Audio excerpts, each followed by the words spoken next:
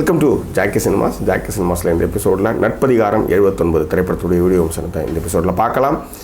சரி, நட்பதிகாரம் 79 அப்படின்னா என்ன? இது ஒரு மாதிரி புது டைட்டிலாக இருக்குது. இது என்னவாக இருக்கும் அப்படின்ற ஒரு கேள்வி படம் பார்க்குற எல்லோருக்கும் எழும். ஆனால் திருக்குறளில் 1330 குறட்களில் நட்பதிகாரம் என்பது ஒரு அதிகாரம். அதில் வந்து நட்பை பற்றியான சிறப்புகளை வந்து சொல்லுவாங்க. அதனுடைய எண் வந்து 79. ஸோ அதுதான் நட்பதிகாரம் 79. இந்த படத்துக்கு வந்து வித்தியாசமான ஒரு டைட்டில் வந்து தேர்ந்தெடுத்து வச்சுருக்கிறாங்க.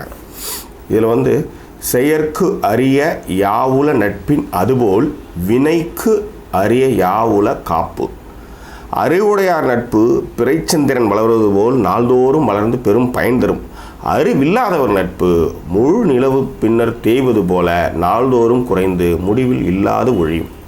ஸோ அறிவுடைய ஒரு நட்பு தான் வந்து பிறைச்சந்திரன் மாதிரி, அதாவது பௌர்ணமிக்கு போகிற நிலவு மாதிரி வளரும். அறிவில்லைன்னா அது போயிடும், அந்த ஃப்ரெண்ட்ஷிப்பே வந்து வேஸ்ட்டு அப்படின்றதான் இந்த திருக்குறளுடைய, அதாவது நட்பதிகாரம் 79 முதல் குறளுடைய பொருள். என்ன இதில் ஒரு பெரிய விஷயம் அப்படின்னா, ஃப்ரெண்ட்ஷிப்னா இந்த ஈஸ்வரா வானும் மண்ணும் ஃப்ரெண்ட்ஷிப் பண்ணுது உன்னால் ஈஸ்வரான்னு ஒரு பாட்டு, அது வந்து 1998களில் நிறைய டீ கடைகளில் வந்து ஒலித்த ஒரு பாடல். தேவா குரலில் கண்ணெதிரே தோன்றினால் திரைப்படத்துடைய பாடல் அது. அந்த படத்தை வந்து ரவிச்சந்திரன் இயக்கியிருக்கிறார். சரி, எதுக்கு இப்போ வந்து அவரை பற்றி பேசுகிறோம்னா, இந்த படத்தையும் அவர் தான் இயக்கியிருக்கிறார். Yes, you got it. He's come back very long time. So welcome to Tamil industry Ravichandran G.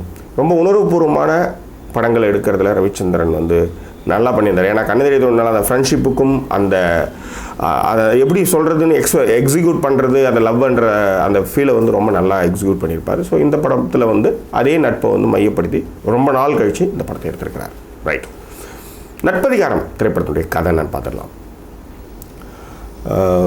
Jeeva, Pooja and Aravind and மகா, இவங்க 4 பேரும் ஃப்ரெண்ட்ஸ்.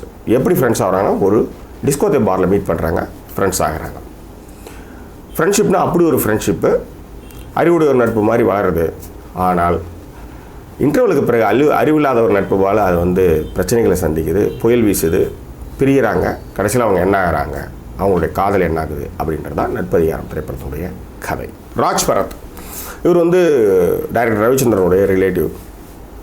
ஏற்கனவே ஓனாவே மாட்டுக்குட்டியும் அதில் வில்லன் பாத்திரம் பண்ணியிருக்காரு. அப்புறம் 555 வந்து ஒரு சின்ன சீன் பண்ணியிருக்காரு.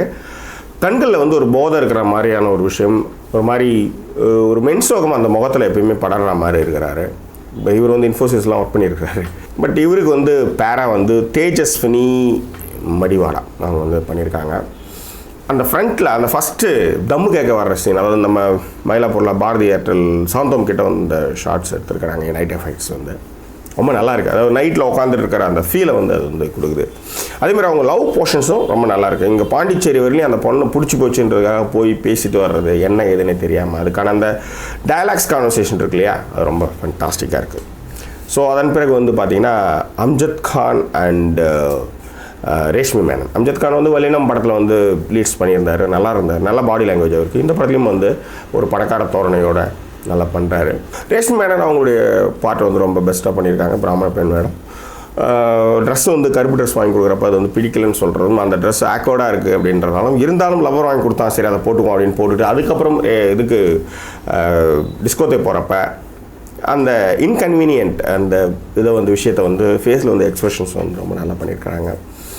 ஸோ இந்த 2 பேர் ஏதாவது மிக்ஸ் ஆகிடுமோன்ற ஒரு பயமும் படம் பார்த்து கொண்டு இருக்கும்பொழுது வந்தது. பட் இந்த 2 பேர் ஃப்ரெண்ட்ஷிப் இருக்கு இல்லையா, இந்த 4 பேருடைய ஃப்ரெண்ட்ஷிப்பையும் ஒரு 2-3 ஷாட்டில் வந்து அவங்க எவ்வளோ டீப்பான ஃப்ரெண்ட்ஷிப் ஆகிட்டாங்கன்ற காமிக்கிற அந்த சீன் வந்து ரொம்ப நல்லது. மிக முக்கியமாக பத்திரிக்கை எடுத்துகிட்டு வந்து கொடுக்குறப்ப டே அரவிந்த் அண்ட் ஃப்ரெண்ட்ஸ்னு போட்டு கொடுறான்றப்ப வந்து அது வந்து ஒரு ஃபண்டாஸ்டிக் சீன் சொல்லுவேன்.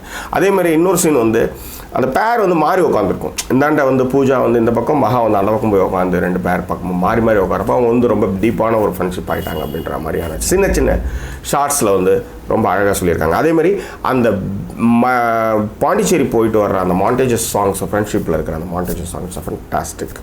ரைட், இன்டர்வலுக்கு வரலையும் இந்த திரைப்படம் வந்து பார்த்த காட்சிகள் கிளிஷே காட்சிகளாக இருந்தாலும் கூட ரசிக்க வைக்குது. ஏன்னா நம்ம திரும்ப திரும்ப சில விஷயங்கள் வந்து பண்ணிட்டு தான் இருப்போம். ஆனாலும் வந்து அது வந்து ரசிக்க தான் வைக்குது, அவசரம் வந்து வெறுக்க வைக்கல. இன்டர்வல் பிளாக் வரலையும் பார்த்தீங்கன்னா அந்த படம் வந்து ஒரு ஜாலியான எனர்ஜெட்டிக்கான ஒரு எனர்ஜெட்டிக்கான அந்த ஃபிலிம் வந்து ட்ராவல் பண்ணுறது வந்து மறுக்க முடியாது. ஆனால் இன்டர்வலுக்கு பிறகு நிறைய லாஜிக் மிஸ்டேக்ஸ், நிறைய கேள்விகள். ஏன் அந்த நிறைய கேள்விகள் வருதுன்னா, கேரக்டர்ஸ் எழுதி உள்வாங்கி எல்லாருமே நம்ம கேரக்டர்ஸாக நம்ம பார்க்க ஆரம்பிச்சு நம்ம உள்ளார பூண்டாங்க. அப்போ நம்ம வந்து இதெல்லாம் செஞ்சிருக்க மாட்டாளா, மகா இதை செஞ்சிருக்க மாட்டாளா, அரவிந்த் இதை செஞ்சிருக்க மாட்டானா, ஸோ ஜீவா இதை பண்ணியிருக்க மாட்டானா, ஸோ பூஜா ஏன் இதை வந்து கேட்கல, ஏன் பூஜாவும் மகாவும் பேசிக்கல அப்படின்ற மாதிரி நிறைய கேள்விகள் சுற்றி வருது. ஓகே, ஒன்று. மௌனராகம் கார்த்திக் இறந்துருவான், வரமாட்டான். எங்கே கையெழுத்து போகிறது ரிஜிஸ்டர் ஆஃபீஸ் வரமாட்டான். ராஜாராணி நயன்தாரா வெயிட் பண்ணுவா, அவன் ஓடிடுவான், அவனுக்கு பிடிக்காது. ஓகேவா? இங்கே மகான்னா அரவிந்துக்கு வந்து உயிர், மகா ரெஜிஸ்டர் ஆஃபீஸில் இருக்கா. ஸோ நடுவில் வந்து அரவிந்துக்கு வந்து நிறைய அதாவது சொல்ல முடியாத அளவுக்கான ஒரு அவசர வேலை காரணமாக போயிடுறான். ரைட். இந்த தகவல் தொழில்நுட்ப உலகில் ஒரு ட்வீட், ஒரு ஃபேஸ்புக், ஒரு மெசேஜ், ஒரு what ever it is, I am stuck in my place அப்படின்னு ஒரு மெசேஜ் அனுப்ப முடியாதா என்பதை இந்த படத்தில் நான் கேட்கக்கூடிய ஒரே கேள்வி. இதுதான் அடிப்படையான கேள்வி. ரைட்.